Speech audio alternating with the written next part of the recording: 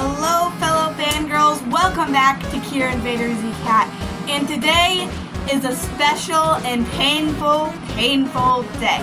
I recently hit the milestone of 1,000 subscribers, and you guys wanted me to do something big. I set out a poll explaining, letting you guys vote on what I want to do, and of course, you guys had the vote. The hardest and most painful answer that would have made for the hardest video, which was ranking every single cure and all of Precure.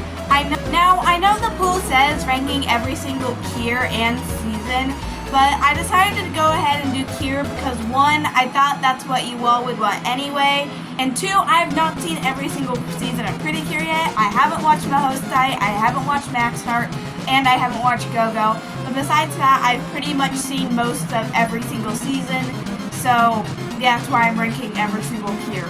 Alright, so you may be wondering, what are the rules for this ranking? Well, one, I am only ranking Cure Black through Cure Majesty. I am not ranking the wonderful cures.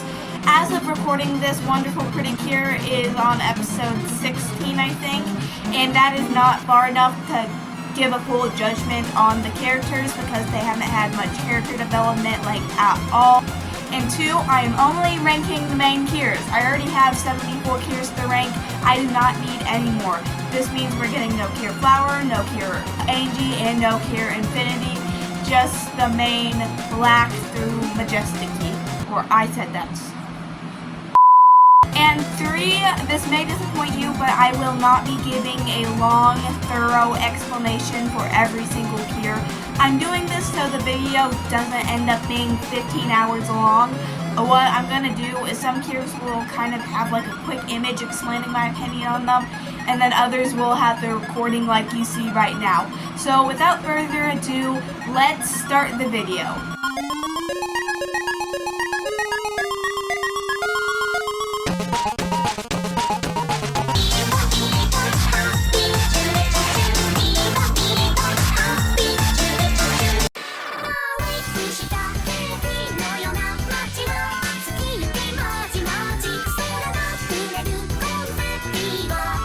So the cures you just saw, the only reason I put them in the ranking is to put them in the ranking. I thought it'd be weird if there's just 4 random cures that I did not put in the ranking. So they don't actually count because I've never seen their shows. I'm pretty sure I'm gonna like Shiny Luminous better than my actual least favorite cure. But I thought it'd be unfair if I ranked her higher because I have no idea how she acts because I haven't watched Macaron. So, the worst cure, in my opinion, number 70 is Cure Earth. I know this is a super basic answer for Pretty Cure fans, and I know a lot of Pretty Cure fans despise her, and I don't like to follow the crowd. I like to see the good in the characters people usually hate, and I like to find the bad in the characters people usually love. I don't like to follow the crowd. I don't like to have the same opinions as everyone else, but unfortunately, I just think Cure Earth is actually super horrible, and she does deserve to be hated by the fandom. I wish I could say it's for a different reason as everyone else, but unfortunately no, I hate her for the same reason the entire fandom hates Cure Earth. So, Healing Good was a great season. It was one of my favorites. It was so good. It was so great. The cures were wonderful. The mascots were wonderful. And then Cure Earth joined. I don't know if it's Cure Earth, the character herself, or just the show coincidentally got boring after she joined, but the show got super duper boring after Cure Earth joined. And it went from a super amazing season, one of the best seasons, to one of the worst seasons really quickly. I don't enjoy watching Healing Good as much as I did before Cure Earth joined. And I don't think it would be as bad if Cure Earth was an interesting character, but unfortunately her character is just incredibly boring to me.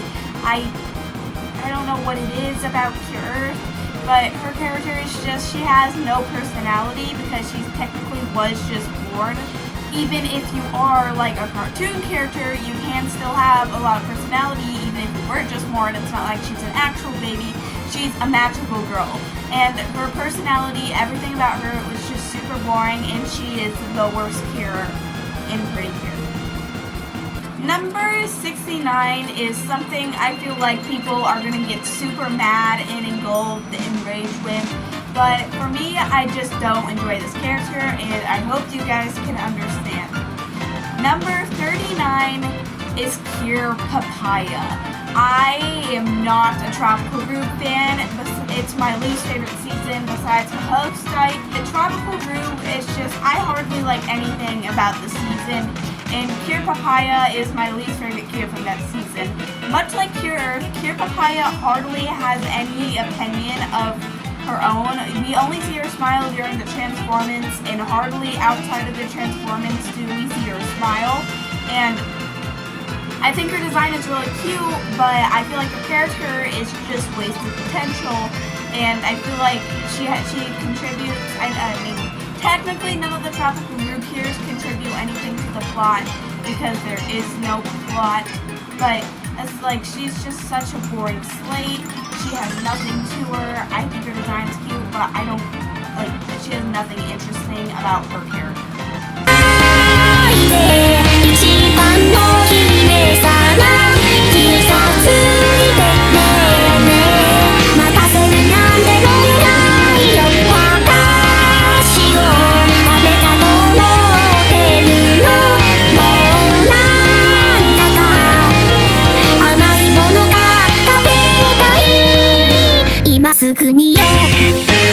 Next on the list is a Cure from one of my favorite seasons, but unfortunately, I don't think this Cure had very good execution, and I don't hate her, but she could have been executed so much better. For this spot on I don't know what number we are on anymore. For this spot on the list, I have to give it to Cure Majesty. Now, Cure Majesty is a weird character because I like L-Chun as a mascot. L-Chun is one of my favorite mascots, but Cure Majesty is one of my least favorite Cures. Think if, like, they aged Cure Majesty up to be like 4 instead of 14, then she would have been a better character, but because Elle is a baby, they didn't really give Cure Majesty any personality of her own. And I do think it's kind of dumb because Elle has mascots. They could have made Cure Majesty a lot more excited than she was, but she was more of just a perfect princess who ended up being really boring and at the end had no personality. Cure Majesty, and I always forget about Cure Majesty. She's one of the most forgettable Cures in all Pretty Cure because of her lack of personality made her one of the most forgettable Cures in Pretty Cure. I always forget about her. When I think of Hiragadu Sky, the main four, Sky, Prism, Wing, and Aguha, come to mind immediately, and I always forget about Majesty is an afterthought. I always forget about her, and I think in theory it was a good idea, but the execution could have just been so much better for her. Now, our next Cure is one that I've always had a soft spot for, but while making this video, I realized how bad and poorly written she was, and it's such a shame because she has one of, if not the most gorgeous designs of all Pretty Cure, Cure Finale. Now, I want to give a disclaimer. I know Delicious Party is like the universally most hated season of all time, and I'm not going to dance around the fact that Delicious Party has some pretty unforgivable flaws. Go nuts! Go nuts! But overall, it's a cute, enjoyable season, and I like most of the Cures, but Cure Finale, it's not that she was bad, but she was poorly written and poorly executed. So first of all, her redemption arc, it was so incredibly bad. It was all over the gosh darn place, and I couldn't follow along with what was going on. If I remember correctly, she was like kidnapped and got her memories erased, but her memories weren't erased, and like she was getting headaches because her memories were coming back, and it only took her like 4 episodes to get fully redeemed, and Metamain just like died like for a few episodes, like, and then she became Cure Finale, and then her afterwards redemption arc was so bad. I think her actual redemption arc was the worst of the two, but her like after redemption arc was so bad.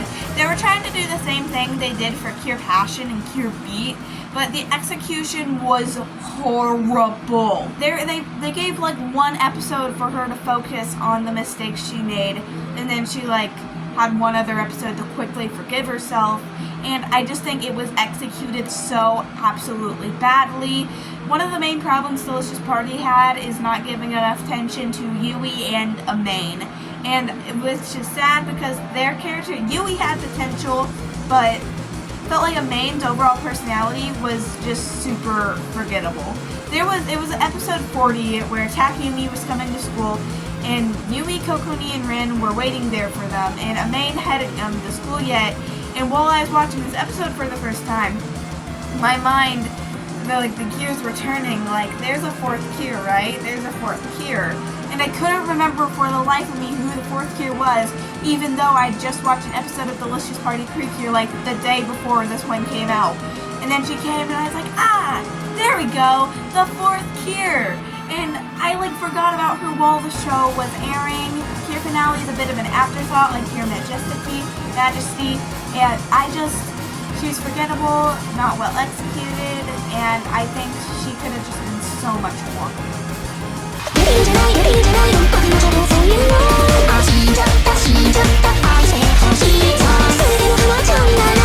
Alright, so this next Cure is a Cure who I think used to be one of the most hated Cures of all time, but after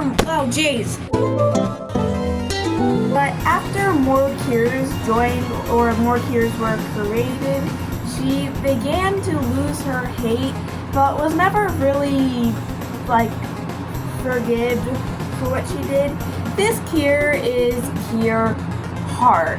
Cure Heart is kind of just a boring character for me, and it's not much to her. I mean, I think I like Cure Heart's design a lot. It's like a very nice design. I like the long, like, what do they call them? But like, Glitter cups! She has some very nice boots. Doki Doki is like the season of the boots, and I think overall her design is very good. I also like her civil design. Something about that hair makes me happy. And I think she's a very happy character and enjoyable to watch. But at the same time, she's very bland and doesn't have much to her besides her happiness and her personality. So, I mean, she, as enjoyable as she can be to watch sometimes, she can be very bland.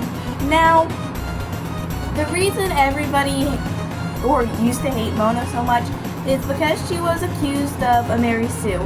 So much so that she has a nickname in the fandom, and that is Mana Sue. So the question is, first of all, why does everybody see Cure Heart as a Mary Sue, and is she really a Mary Sue? So people said throughout the series she was always getting the power-ups, everybody loved her too much, and she was just getting way too much attention and way too much love from everybody in the show itself. And then in the final episode, nobody got super forms except for her because everybody gave her power to her. And I don't think Mona is a Mary Sue for the most part. I will say that thing in the finale was pretty unfair, considering that I like seeing Cures in their super forms, and I think it's interesting, especially in the last episode, as it's supposed to be like a special celebration of the show coming to an end. But we only got to see Cure Heart in a super form, and that was just really lame. Also, I don't even like her design. It's literally the same, but a slightly lighter pink.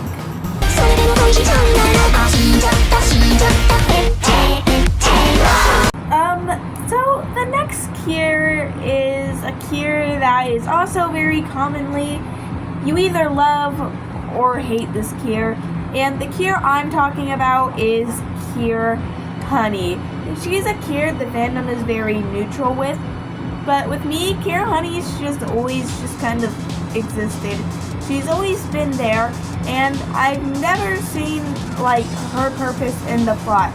One might be able to say that Cure Honey is pretty stinking useless, which I said in a Pretty Cure of the Day short. Pretty Cure of the Day is a series I do here on YouTube where I spin a wheel and it lands on a Pretty Cure and I say a few words about the Pretty Cure. Kind of like what I'm doing here, but to in a lot shorter extent. Anyway, here's the Pretty Cure of the Day I did with Cure Honey. And the Pretty Cure of the Day today is Cure Honey. Honestly, Cure Honey is a super useless cure. I like her design, but besides that, I really don't think her character should have been in this show. It's not that I dislike her character, it's that all she does is sing a song about rice and give out candy. She is utterly useless. And here are the angry comments I got. Honestly, I feel like the whole purpose of her character was to keep peace, especially between Haim and Iona. Calling her useless is a pretty hot take, but I wanted her character to be a bit more fleshed out. Hey! Not to be rude, but she also participates in the fights. The songs she sings actually help distract her opponents. Not to argue with you, but Cure Honey, as well as every other cure, is anything but useless. Now, right, regarding the first comment about her keeping the peace, I haven't really noticed that all too much within my viewing. I felt like she's given a little bit of advice, but she's never like come in and actually like stopped the fight. She's more of just like the advisor of the season, kind of like Rosemary in Delicious Party, or Blue in the season, or Meme and Wonderful, and I think you get the point.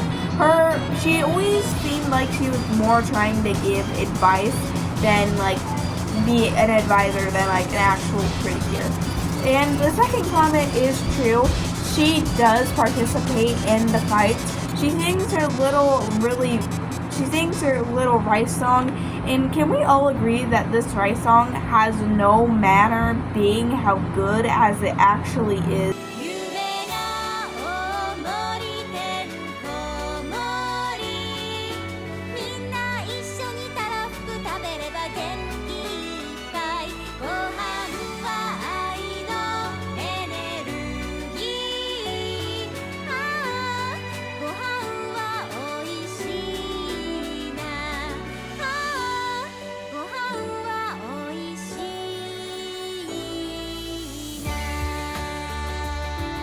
So yeah, she does help in the fights, but if she wasn't here, then the fights would still be fights. We'd be able to have fights with 3 cures. I do think the rice song gimmick is very interesting, and I'm like glad she's here for that.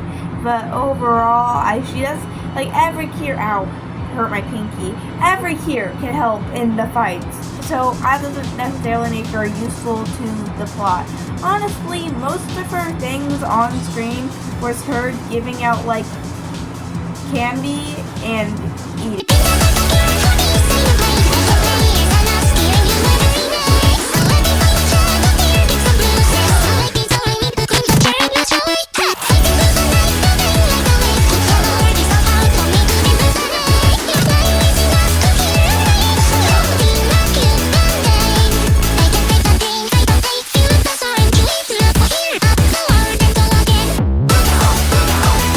I guess this can go for any cure really, but I've especially noticed it with this cure. If you insult this cure, the fandom will hunt you down with crossbows and knives because they're so protective of their little baby. Cure I'm talking about is Cure Sunshine. And Cure Sunshine fans, I will admit, can be a bit scary sometimes. They love their baby a bit too much. I probably can't really be talking though. Anyway, so you may be wondering, why are Cure Sunshine fans so protective of Itsuki? Well, they just love Itsuki so much. That leads us to another question. Why do they love Itsuki so much?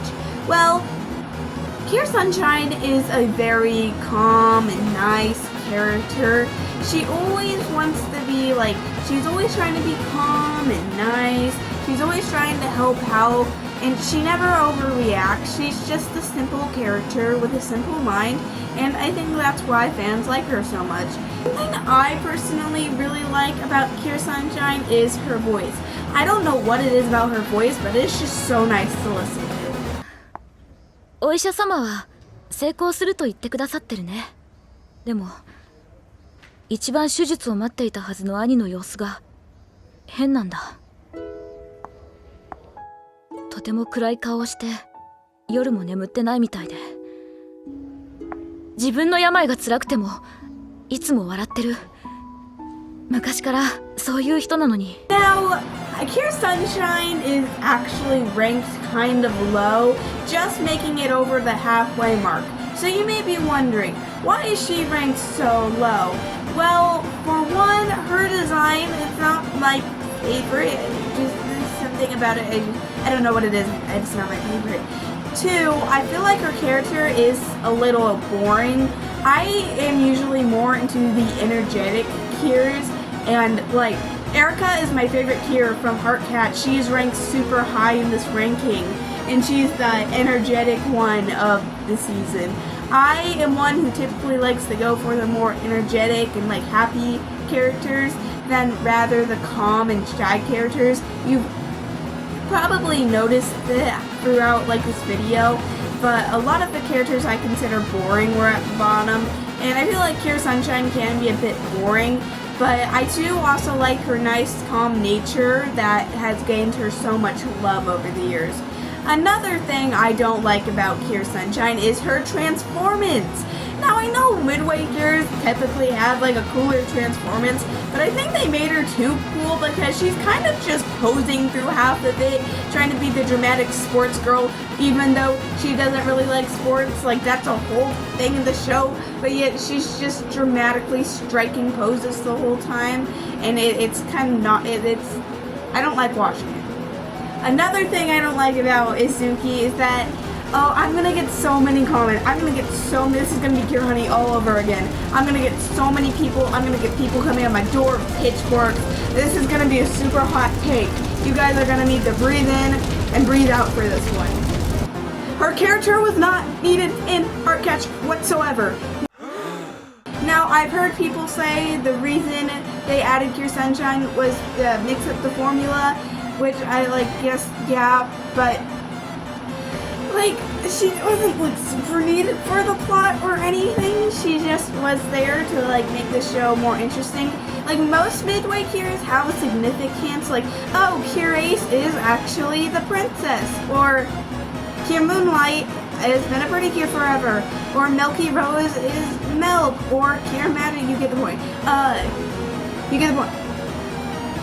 Like, midway cures usually have a significance, but, like, Itsuki was just a normal schoolgirl who just so happened to be a pretty cure, and I guess I kind of like that. Not every midway cure needs to be, like, a super dramatic thing, but at the same time, it made her character kind of irrelevant, and it felt like a bit of a retcon, if I'm being real.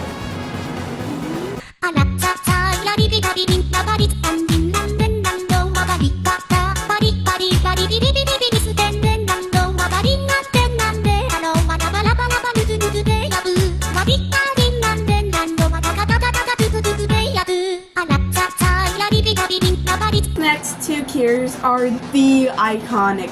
They're the cures. They're the face of the show. And they are the duo. The ones that started it all. The most important, most popular cures.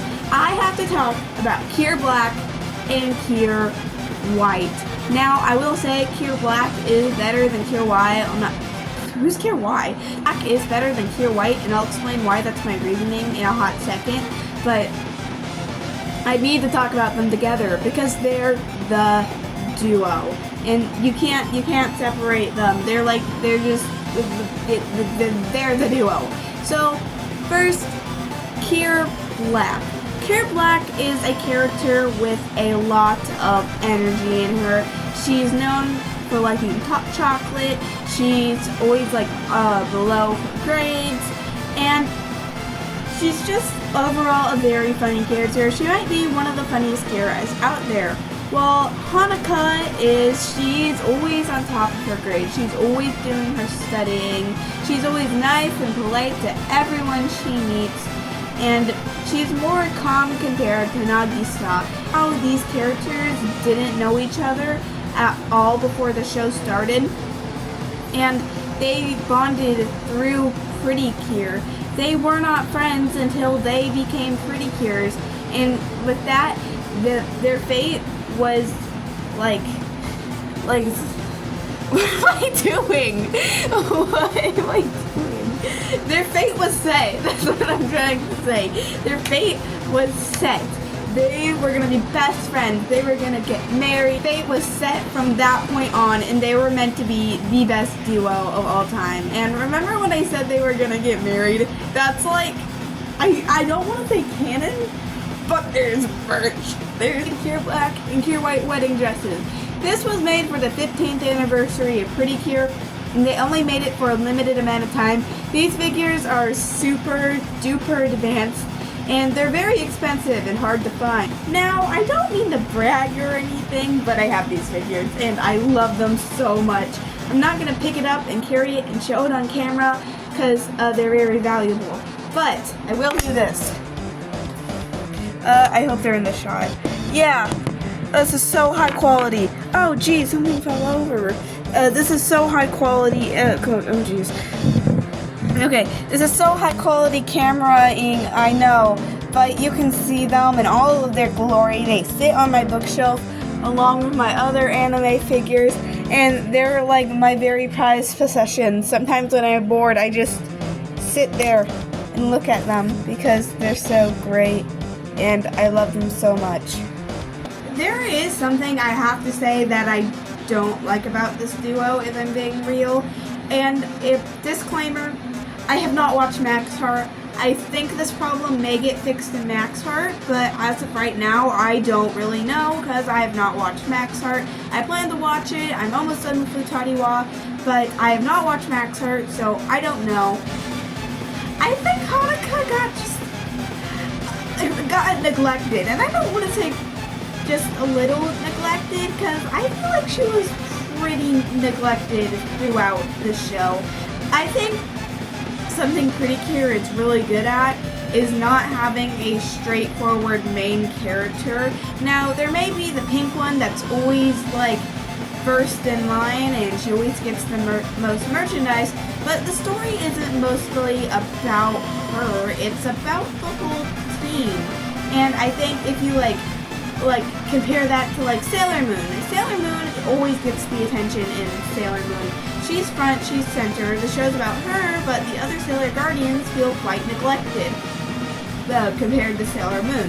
But if you watch Precure, most seasons at least try to make an effort to show off all of the Precures and not just give attention. The pink Cure may just get a little more attention for merchandise reasons, but overall, all the Cures get a fair amount of attention, and that's why all the Cures are so popular.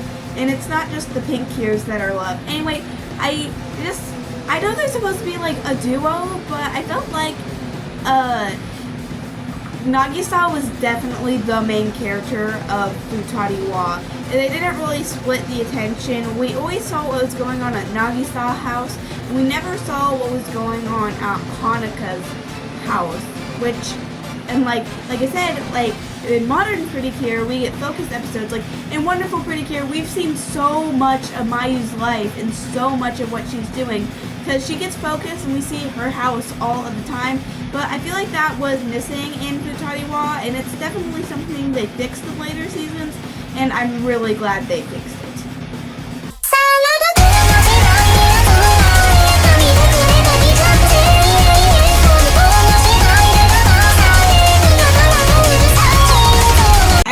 Just realized throughout the entire time I've been recording this segment, the lights have been off, and the only light you've been getting is a bit of sunlight.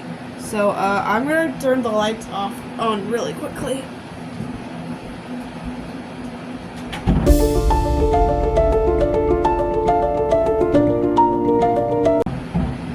Isn't it so much brighter in here? We're we're gonna do something different with this Cure. We've usually been doing an intro, but I want to mix it up a bit. This time, we're gonna do a quiz show. Yes, that's right, a quiz show. I'm gonna give you one word and you have 5 seconds to guess which Cure it is. And okay, we're starting. 3, 2, 1. The word you have to guess the Cure off of is neglected.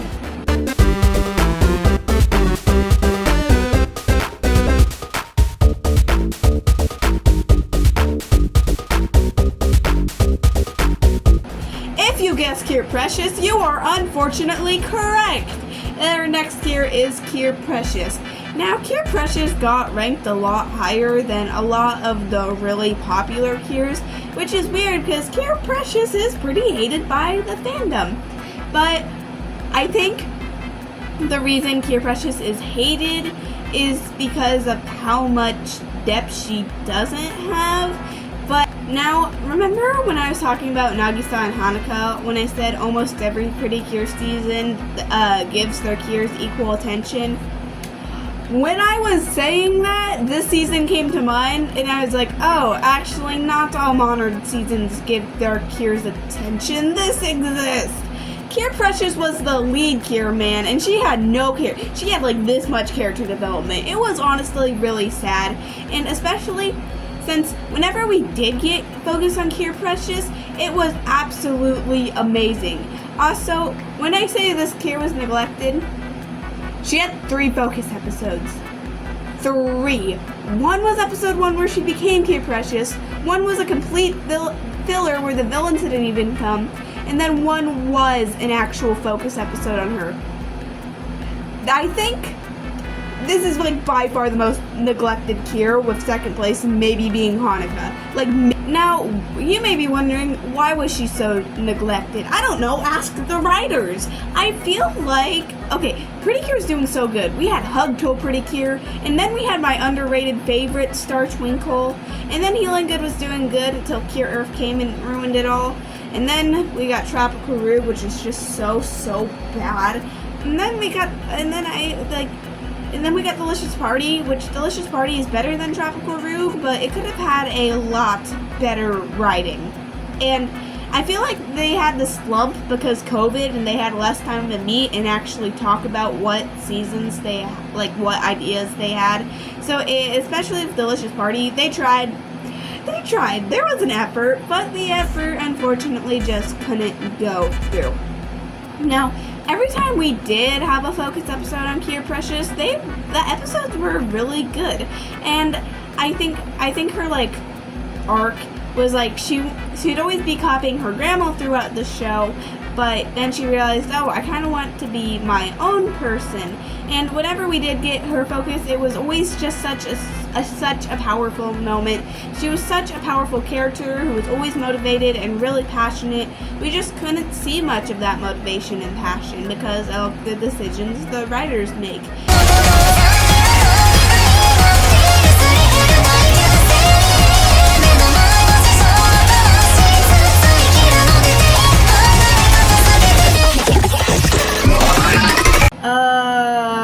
Cure Macaron.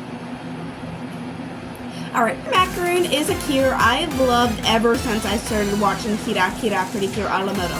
First of all, her design is so cute. I am obsessed with cats. Like, I am the CureInvdaer Zcat. I'm wearing a Hello Kitty shirt right now. Like, I love cats, and she's my favorite, and she has such a design. I love her actual character. I love how actually she's so sly, and she's so sly, she's so funny, and one of my favorite moments in all Pretty Cure is, I think it was episode 16 of Kira Kira, where she was like, Rio, my sister gets more attention than me, and then Rio was talking to her, and her in his new water form, and he's like, oh, lol, your sister, and then Cure Macaron is like, I don't have a sister. Like, that was crazy, okay? Most Cures are simple-minded people. They go around their life living a simple mind. And then we have Cure Macaron pulling a gamer move on him. That was crazy. And I wish there was more Cures who was sly like that. So, Kira Pretty Cure actually, she didn't have the is known for like having like bad fight scenes where they just use attacks, but Cure Macaron actually fought. What is with the cat cures and fighting lately? Like, she actually kicked and punched whenever she fought, even if it was just really small. It was so freaking cool. I wish we had more cures like Cure Macaron. Honestly, Cure Macaron would probably be ranked higher if it wasn't.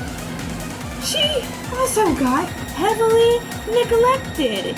Like, I feel like she just, if it wasn't an episode, if she wasn't being her cool self, she was standing to the side looking pretty. And I think she could have had just a bit more personality and a bit more attention, and her character would have been a lot better. Alright, enough about Cure Macaron. There's something else regarding this character I want to talk about. And I feel kind of bad because whenever Cure Macaron comes up in a conversation, somebody has to bring up this point.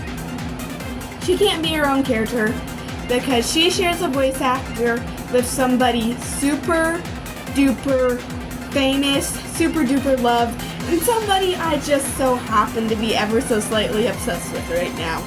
And that character is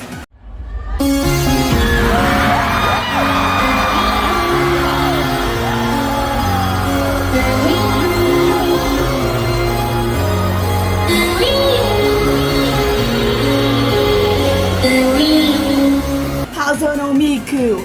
Now, for those of you who somehow don't know who Hatsune Miku is, Hatsune Miku is a voice synthesizer made by the company Krypton Future Media. A voice synthesizer is a voice that you can, it often sounds very robotic, and it's a voice that you can tune and make it your own. And you can make your own songs using Hatsune Miku. That's what she's made for. As there are many other Vocaloids, Hatsune Miku is by far the most popular, being in many iconic songs like World is Mine, Papaya, Romeo and Cinderella, and many other more that has recently hit the airwaves. Also, don't give me any of that, oh, I've never heard a Hatsune Miku song in my entire life before crap. I've literally been using Hatsune Miku songs throughout this entire video.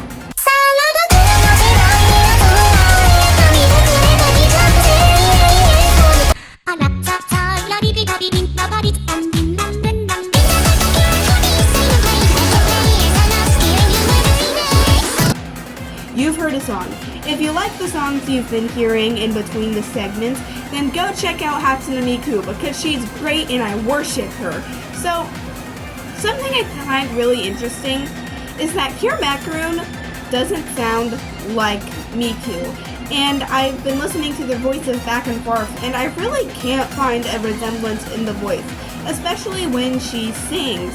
Now within Precure, they do these things called cover songs, where the characters in the show sing a song about their character development or whatever, something like that. And there's like, I really recommend listening to these songs, because not a lot of Precure fans really listen to the songs, or at least not any of the Western fans, but these songs are super good. And one of my favorites is a song called Cat Meets Sweets, which is a song that Cure Macaron sings. And I'm listening to the song, and I'm like, I'm trying to hear Miku, but I can't, because it just doesn't sound similar. And you may be wondering, is there a version, is there a cover of Cat Meets Sweets that somebody made of Miku? There is, however,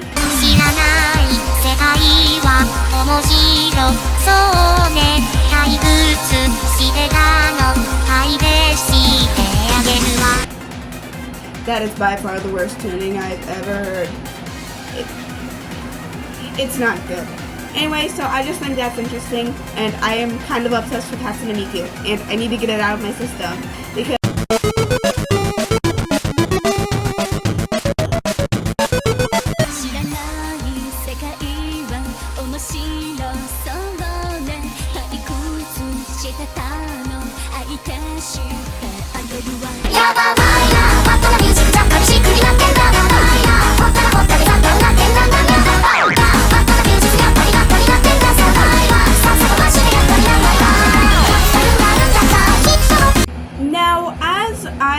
ranking one cure within this little segment.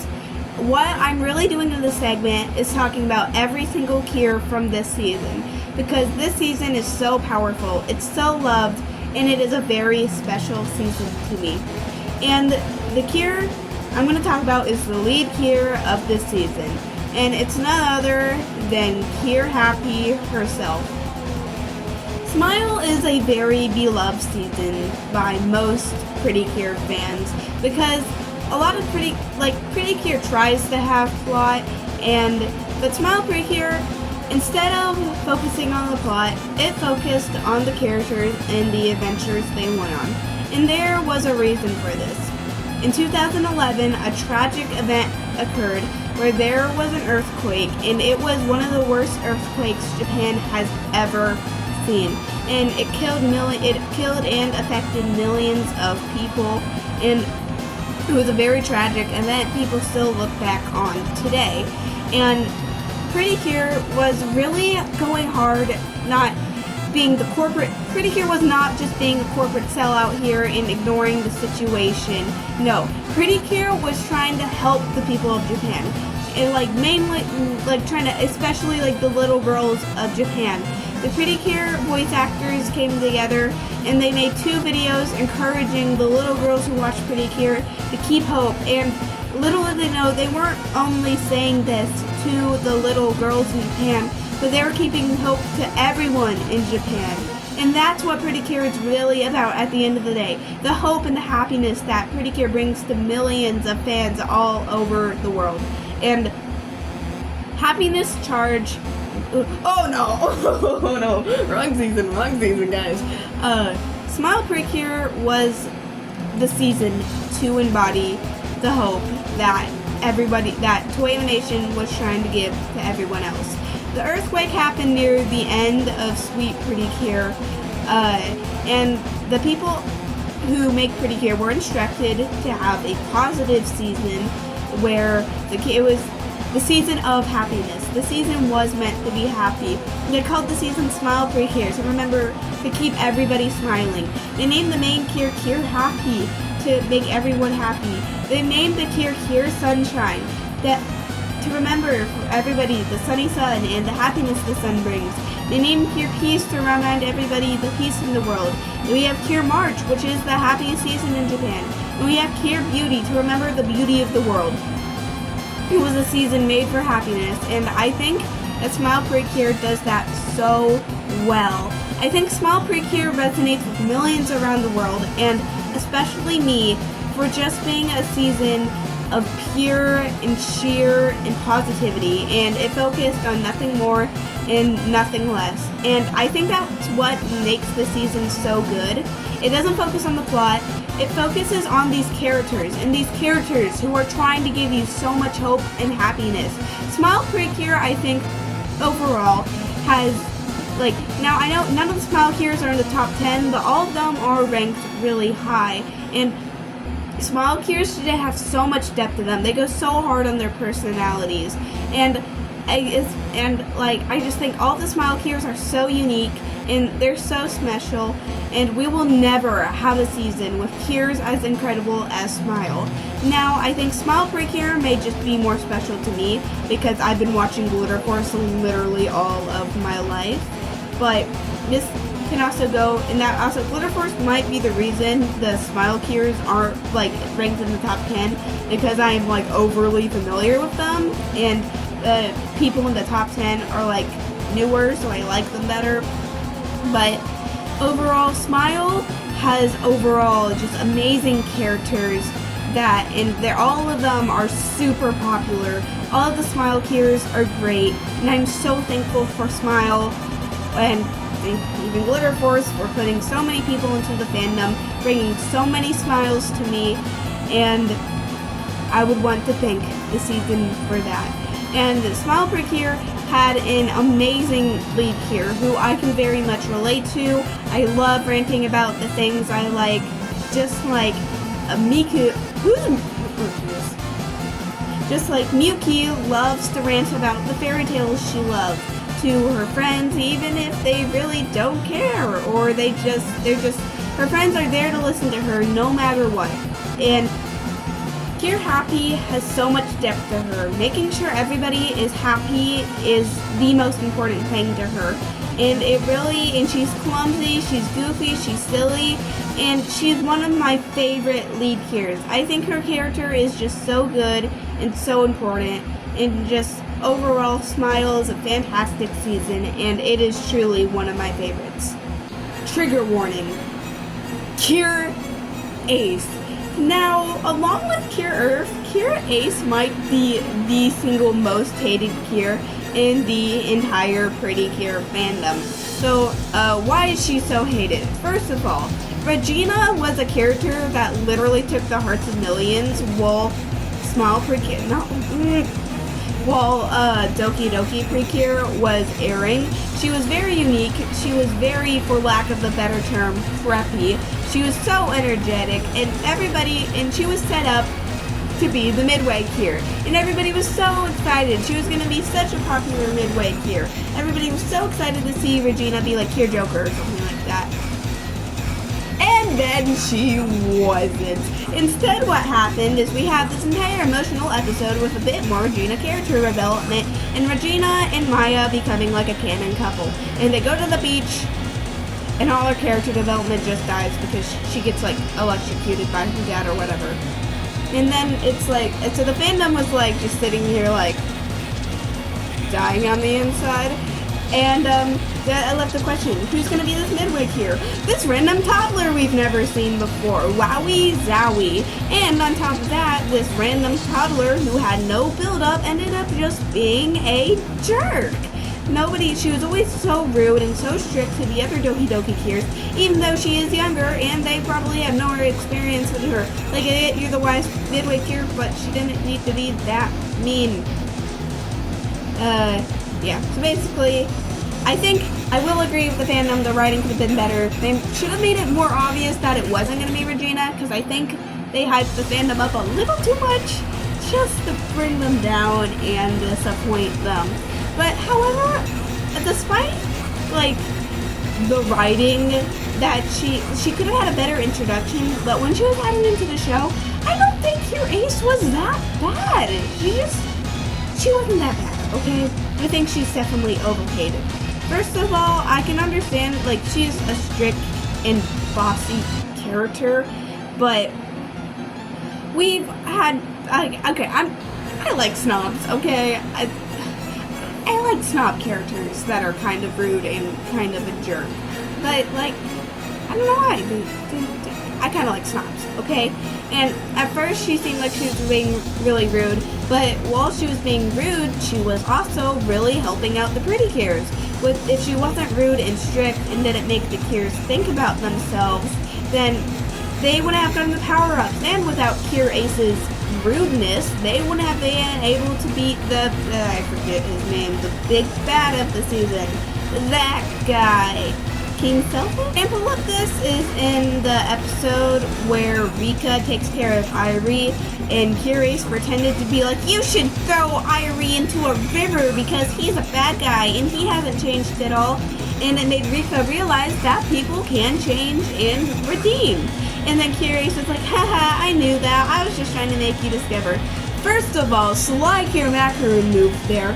Second of all, I just think that was really smart, okay? She wasn't being rude. I think she came off as rude, but I don't think that was her intention, and she got character development. And now, like they said in the epilogue, or at least they said this in the epilogue of Glitter Force Doki Doki, but she's not bossy anymore in the epilogue. She learned her lesson. I think there's a difference between bossy and strict, and I think she was somewhere in the middle where she was trying to just be strict and help them out, but accidentally came off as super rude.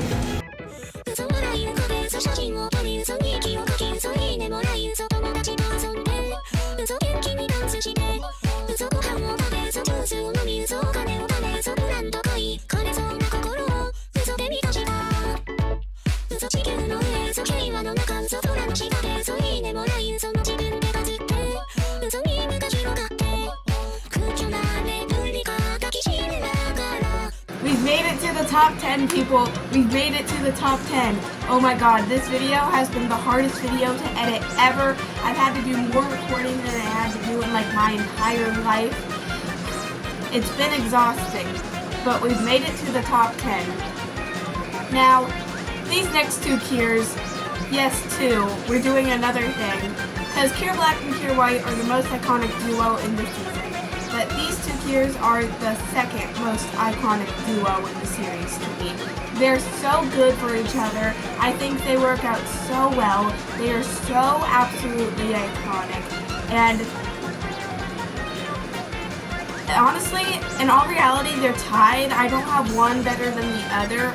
But because I don't want to do ties and it's a ranking, I had to put one in front of the other. But keep in mind, I don't like one better than the other. I like them both. Anyway, these Cures are Cure Sky and Cure Prism. They were made to parallel Cure Black and Cure White. And I think they did that really well, but they're not exact copies, as they're their own unique characters. Sora is the first lead Cure to come from a place outside of Japan, and she is the first blue lead Cure in all of Pretty Cure, making her very unique. She has a go-getter personality, she's always very determined, she's very athletic, and she's always just out there. She always needs to do her best because she is a hero girl. Macherie is the first white Cure we've had since like Sweet Precure. She's very shy, she's not good at standing up for herself, but Sora is here to help her. Sora made her realize who she wants to be and what her dream is and how to help people out in the world. And I think they complement each other so well and they just go so well together. Another thing I'd like to talk about is they're obviously dating. This isn't like canon, but they like, come on guys, the scene from this finale, like come on. 何回手をつないだか覚えていますか？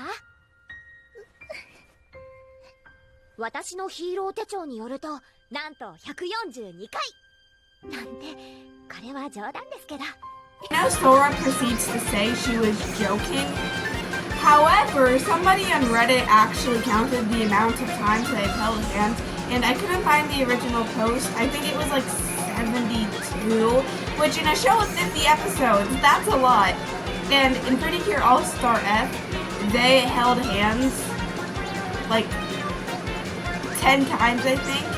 10 times in a 70-minute long movie is a lot. Like, I hope they make like wedding dresses like they did for Cure Black and Cure White, but with Sora and Macherie. I think that would actually be so cute. Okay, I don't have too much of an introduction for this next Cure, and I'm gonna get a disclaimer. This Cure, I can't pronounce her name. I am so bad at pronouncing words, as you can tell by me saying Cure Majesty is Cure Majesty. I am so bad with words, okay? I'm definitely gonna pronounce this wrong. Sorry, okay? I'm just bad at words. Our next Cure is Cure Macherie. And okay, so when I first started watching Hugtale, when she first debuted in episode 9, I thought she was really annoying, I thought she was really bossy. I just didn't like her too much. But over time, she really grew on me. She's another part of the duo with Cure Amor. Okay, so anyway, I think she does complement Cure Amor really well, and I think she's why, like, I didn't like Cure Amor too much because she just doesn't have a lot of personality to her. I mean, I get that she's a robot, but like, robots in fiction have a lot of personality. My point!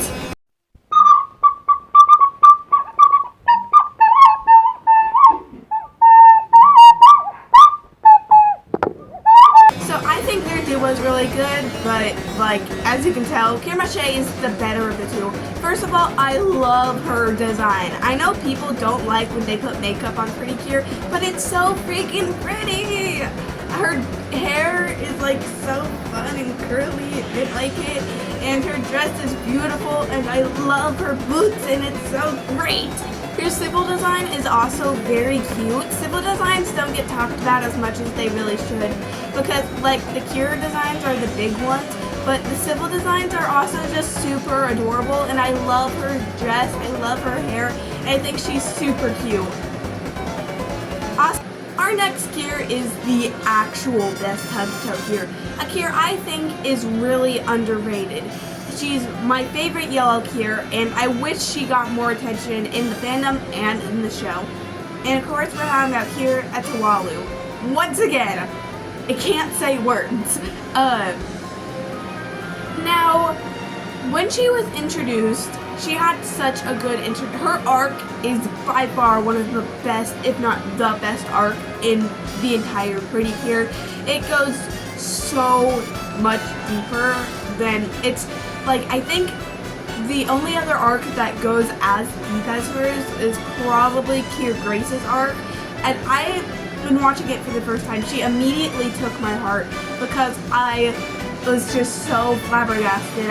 I was so pulled in. I was so drawn in. I was so emotionally hooked that she immediately became one of my favorite Cures, and is still one of my favorite Cures to this day. I love her ice skate. Her arc is the main thing I love about her, but it's not the only thing I love about her. She has one of my favorite civil designs in all of Pretty Cure. I love the short hair. I wish there was more Cures of short hair, not just within civil design, but with actual designs. Cure Passion was supposed to have short hair. Look how good this is. Why can't we just have a Cure with short hair? Her civil design is really cool. My favorite thing about it is obviously the short hair, but I like her outfit, I like her shoes, I like everything about her civil design. Her Cure design, however, is not my favorite. I honestly think it could have been a lot better. She looks like a flight attendant. So I heard a theory that they made her look like this because she's an ice skater and she flies in the air while she ice skates. But I don't like it. I think if you remove the hat, I'd like it a lot better. I don't hate it. I think it's a good outfit. I just think she looks too much like a freaking flight attendant. One time I was trying to look up the PNG of Cure Etoile, and I found this girl, a Japanese girl wearing an outfit, and I was like, oh cute, a little flight attendant, and then I took a closer look and thought it was Cure Etoile, until it was Cure Etoile. This happened twice. This literally happened twice, okay? Fortunately, most of her time on screen was just adoring how cute Hugton is. I get Hugton's cute and all, but calm it down a little bit. I feel like they just didn't know what to do with her, and a lot of people complain that Angie and Etoile were neglected after Amir and Macherie joined, and I think that's probably true, but she's still so cool and one of my favorite Cures. This next Cure, in my opinion, is the single best pink Cure in all of Pretty Cure. Her character is so good, and she isn't the popular answer for favorite pink Cure. However, I think she's great. This is Cure Star. Cure Star, I really like characters who are really nerdy, like what I said when I was talking about Cure Happy, she's really nerdy and likes to talk about things she's into. Cure Star is a lot like that too. She really likes space, she really likes drawing, and she's really fascinated in it. I'm not fascinated in space per se. I like other things like Pretty Cure, Invdaer Zim, Undertale, but I like to draw stuff about that. And she's another artist Cure that I can relate to because I like drawing, especially I like drawing things that I'm into. And her character, she might not have the most depth, but her character is honestly just so cute. She's always so motivated to do anything. I love her civil design. I love the overalls. They're absolutely so cute. I love her Cure design. It's so iconic. However, something that heavily confuses me about it is the weird ball things at the end. How do you even fight with those? Cure Scar is absolutely so cute.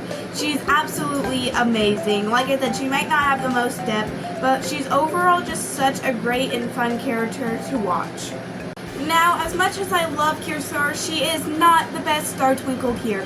There is one Star Twinkle Cure that reigns over all of them because she is the best, she is the baddest, and she is the most epic of them all. Of course, I'm talking about the very beloved Cure Cosmo. First of all, I might have one too many pieces of Cure Cosmo merchandise. Of course, we have this figure that I'm holding right here. Her civil design, which is absolutely cute. The blue, oh my god, her name is so long to say. The blue cat, the space fandom thief, which is right here, and I like how her tail sticks up. Space Idol Mao, and I have absolutely no idea why she has merchandise. She was in like 2 episodes. And, I have this. We're doing this again. I'm not sure if she's in this shot. I don't really see. I have this little figure that hangs off my ceiling fan with Cure Milky. Yeah, as you can tell, I have a lot of Cure Cosmo merchandise. Now, Cure Cosmo is almost perfect in every way. She is actually such a cool, pretty Cure. I love, love, love her Cure design. I love the rainbow skirt. I love the long blue hair. I love her little cape in the back. I love how her tail is put into a knot. However, that knot must really hurt. I love her tiny little hat. I love her big long boots. I love it, I love it, I love it. Not only do I love her Cure design, I also love her civil design. The little blue things in the back are so cute. I love her long socks. I overall just love her outfit. And I just realized her tail is missing. I think I lost her tail like last Christmas, like 2 Christmases ago.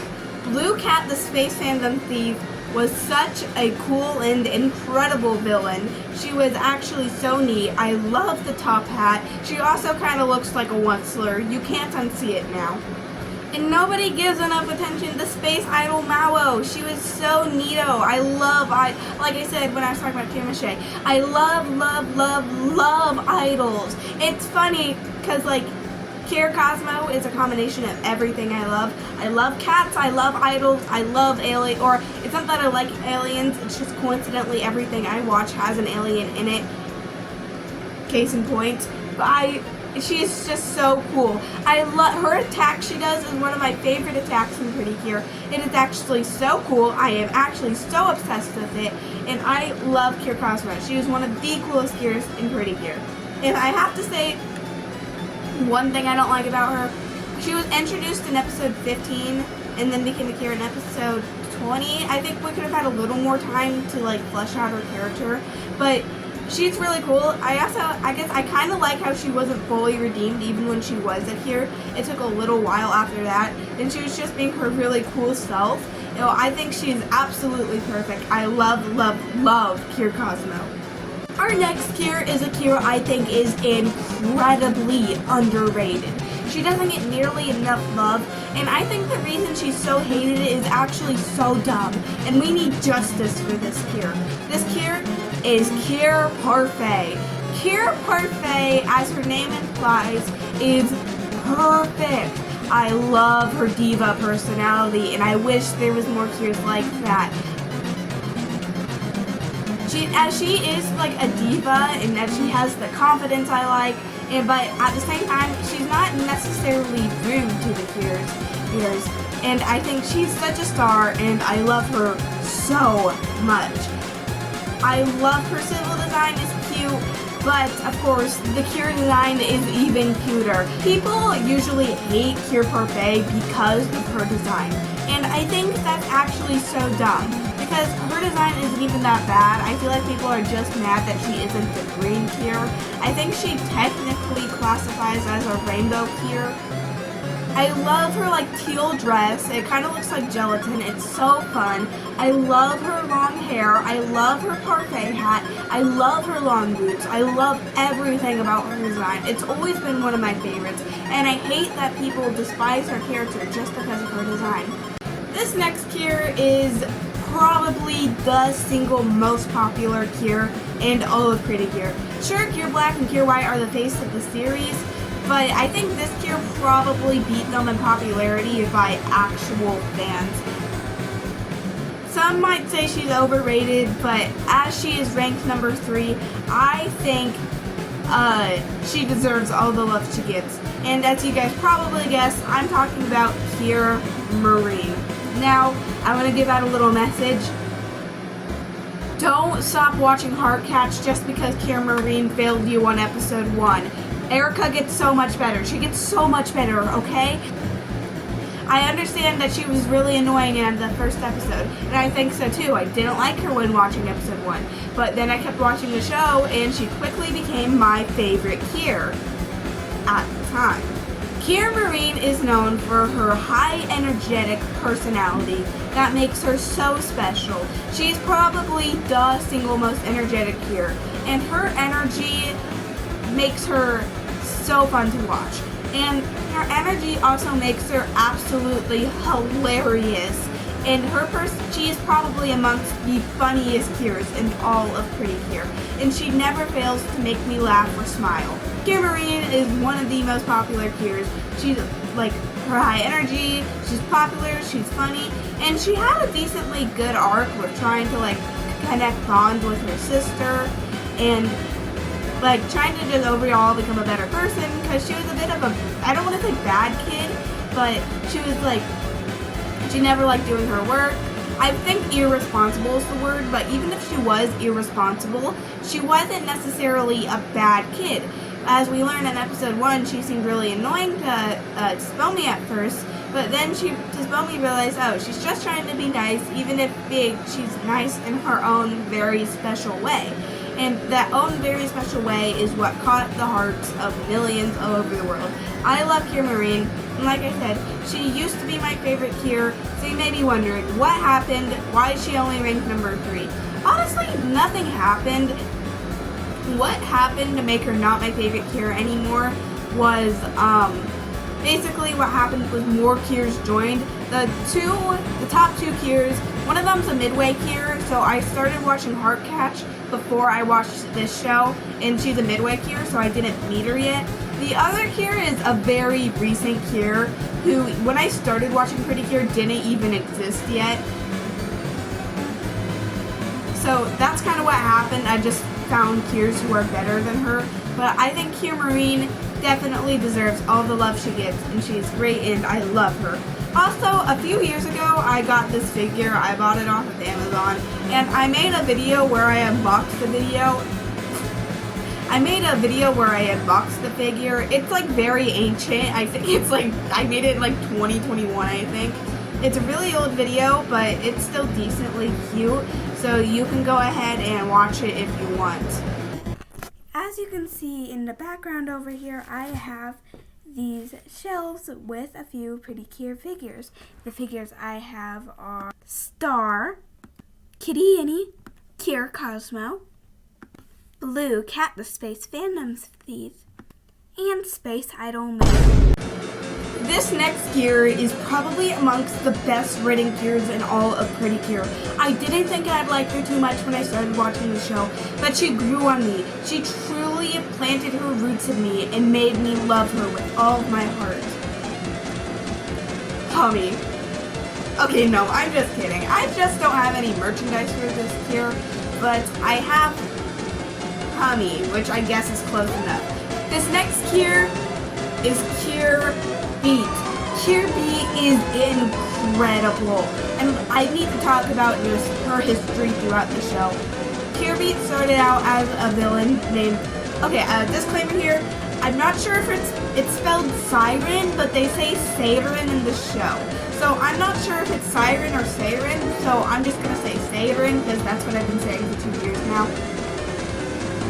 Sarin started out as a villain, and to me, she wasn't the worst villain. She was an okay villain.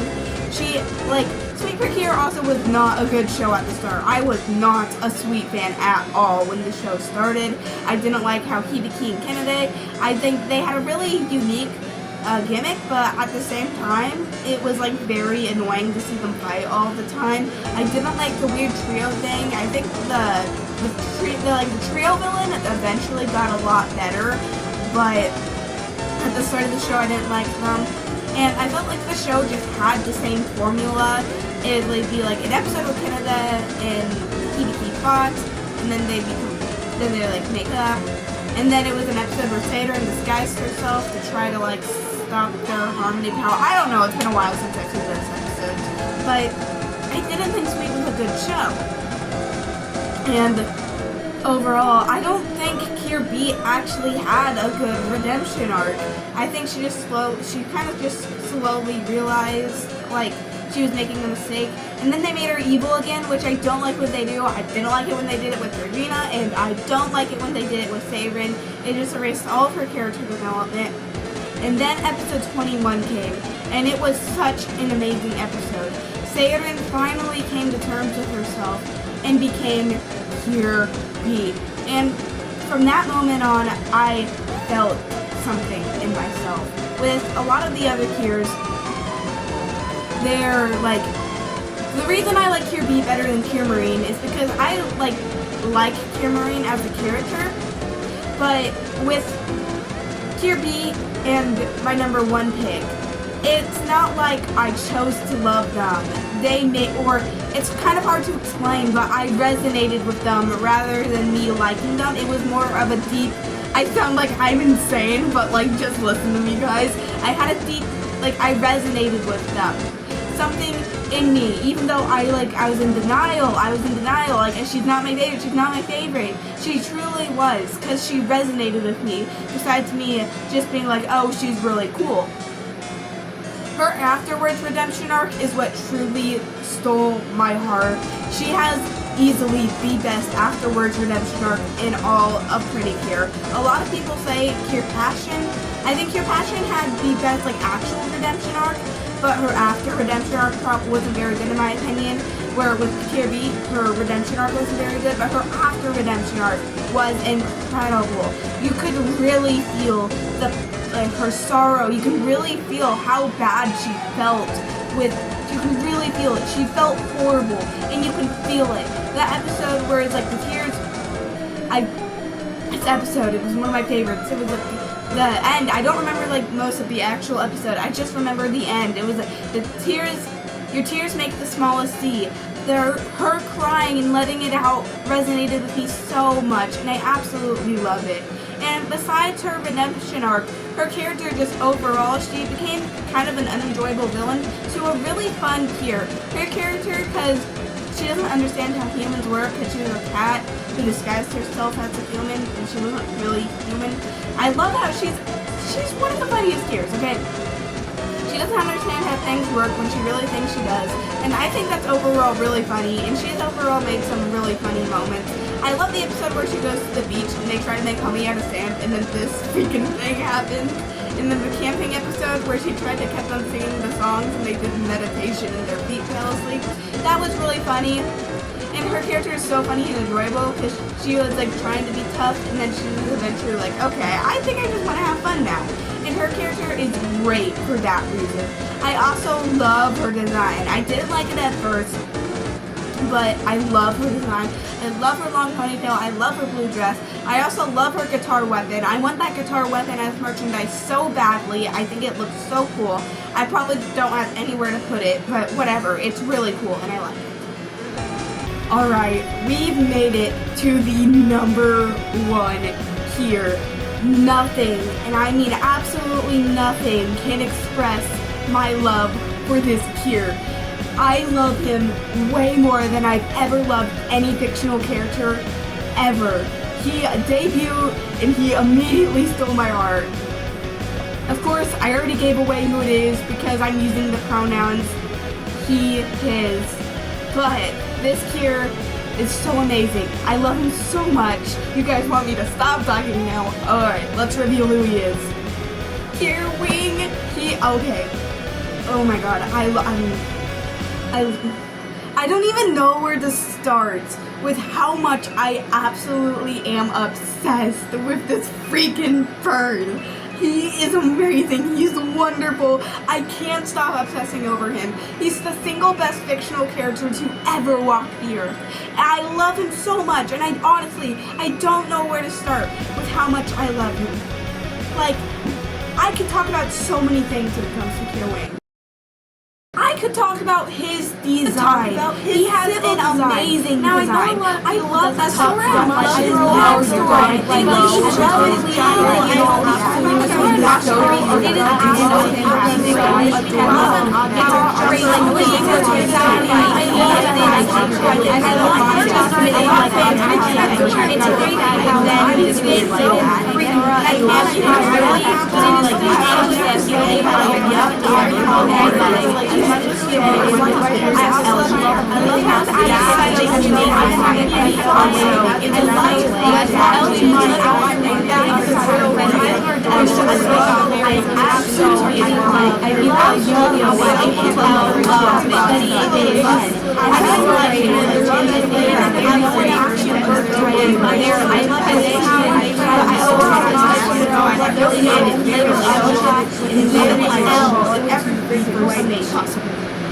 Listen, I could talk for hours about how much I love this bird, but amongst all of the things I love about him, his design, his relationships, his adorableness, birdness, and he's so precious.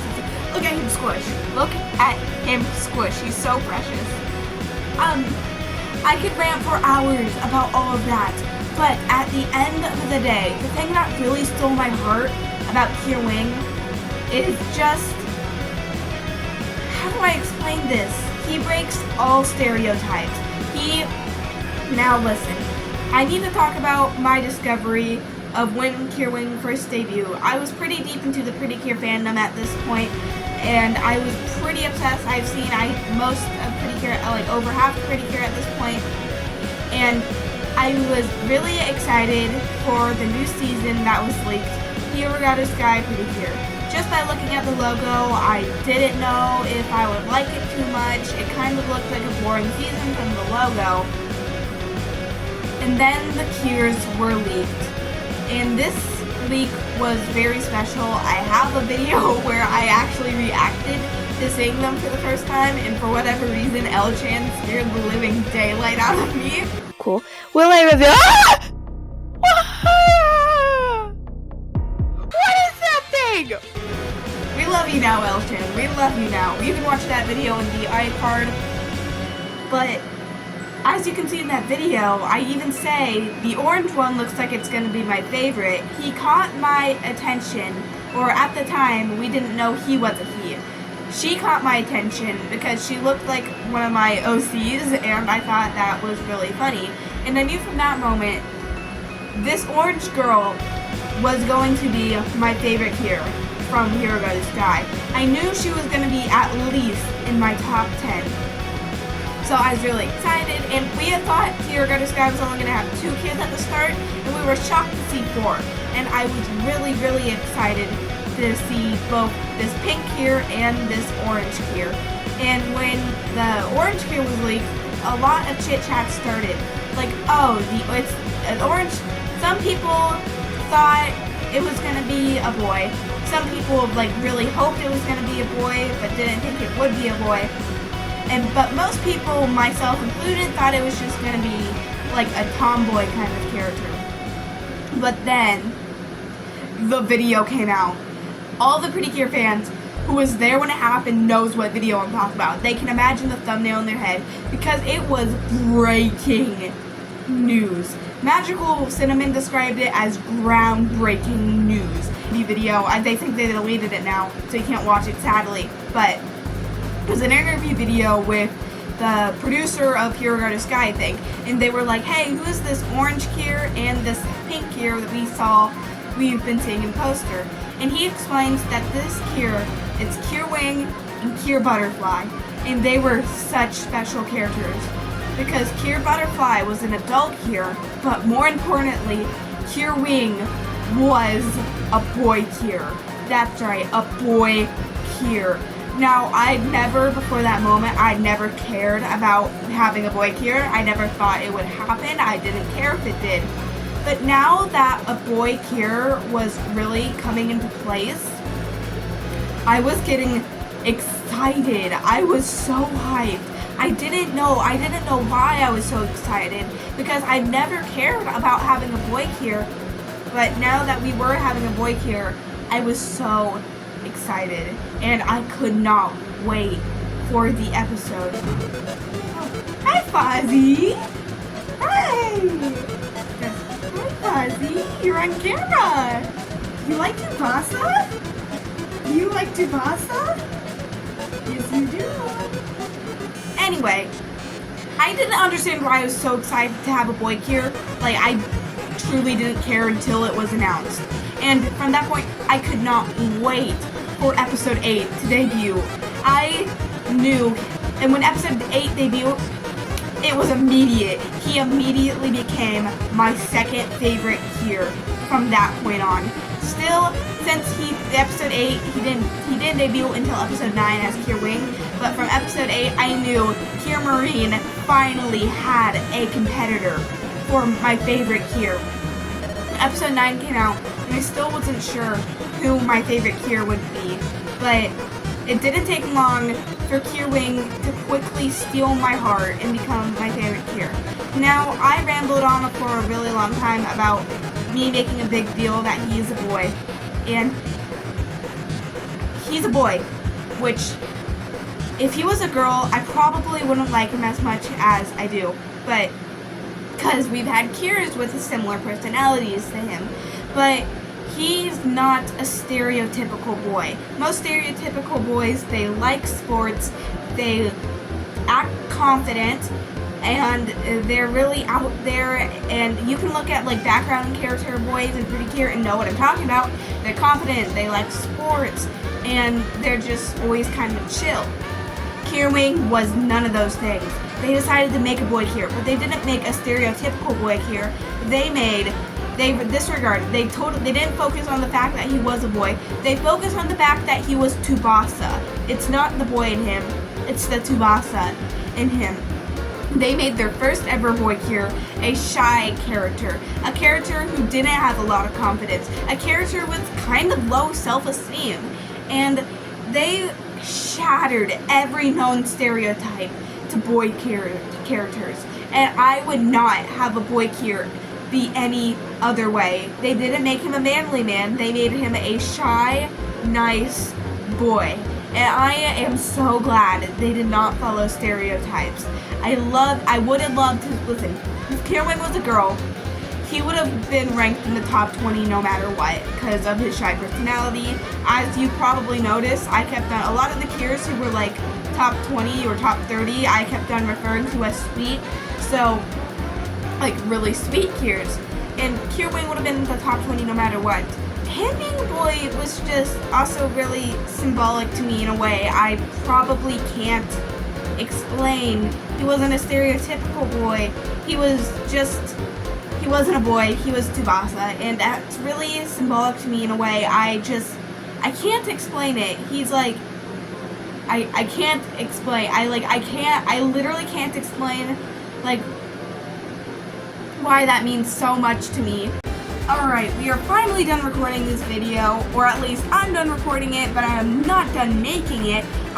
Future me still has to put in a ton of hours editing the top 10, especially since I made Tsubasa like a fraction of this video. I think I talked about him for a little too much, but like, he's the bird, okay? I love him. Anyway, thank you for watching, thank you for making it to the end, because I hardly could, and see you in my next video.